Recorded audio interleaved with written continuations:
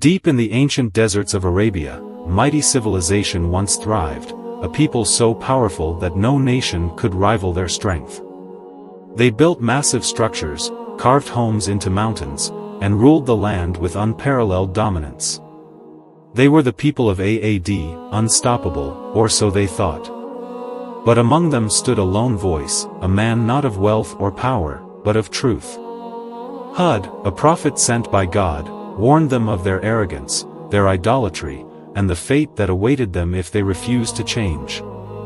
He pleaded, reasoned, and challenged them. But did they listen? Or did their pride seal their doom? What happened to Ad?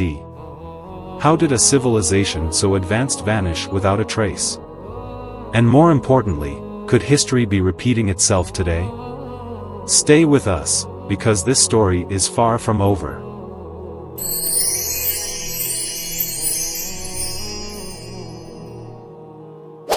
Hud, son of Abdullah, was a descendant of Noah's survivors, born among the mighty people of Ad in the fertile lands of Al-Akaf. Raised among towering structures and men of great strength, he witnessed their unparalleled dominance, yet also their arrogance. They took pride in their power, believing no force could surpass them. They worshipped idols, boasting, "Who is mightier than us?" At the age of 40, Hud received divine revelation, calling him to guide his people back to the worship of one true God. But his message was met with mockery. They saw him not as a prophet, but as a madman trying to strip them of their ways. Yet, Hud stood firm, warning them that their strength was meaningless before the power of God. With fearless conviction, he declared that their lands, so full of life, could soon become their graves. But Ad refused to listen, blinded by their pride, unaware that their fate had already been sealed. Hud was a man of strong physique, tall in stature, with distinct Arab features that commanded respect. His presence was imposing, his voice deep and authoritative, carrying the weight of wisdom and conviction. His skin was of a warm, sun-kissed tone, and his sharp eyes reflected both determination and clarity of thought. Even before his prophethood, he was known among his people for his honesty, dignity, and unwavering character. As for his family, there are no definitive records in Islamic texts regarding the names of his wives or children. However, some accounts suggest that he had descendants who survived the destruction of Ad and migrated with him to safer lands. His household was marked by wisdom and tranquility, embodying the same patience and righteousness he displayed in his mission. At the height of Aad's power, as corruption and idolatry spread, Hud was sent by God to guide them back to the truth. He was one of their own, speaking their language, understanding their ways. He stood among them and said, "O my people, worship Allah, you have no God but Him." He did not come with armies or sorcery, only reason and truth. He challenged them, asking, "Who created you? Who raised the sky? Who brings the rain and makes the crops grow?" They knew the answers, yet refused to acknowledge them.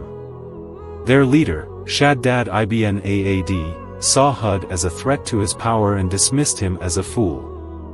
Others mocked him, claiming he was possessed, that their gods had cursed him.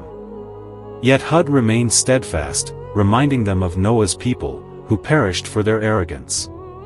But Aad was unmoved.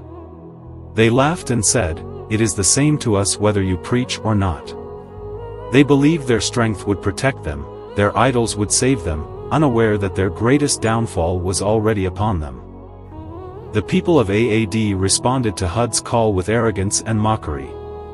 They dismissed his warnings, saying, "We follow the ways of our ancestors. Who is mightier than us?" They accused him of madness, refusing to believe that their idols were powerless. Despite their defiance, Hud remained steadfast, urging them to repent before it was too late.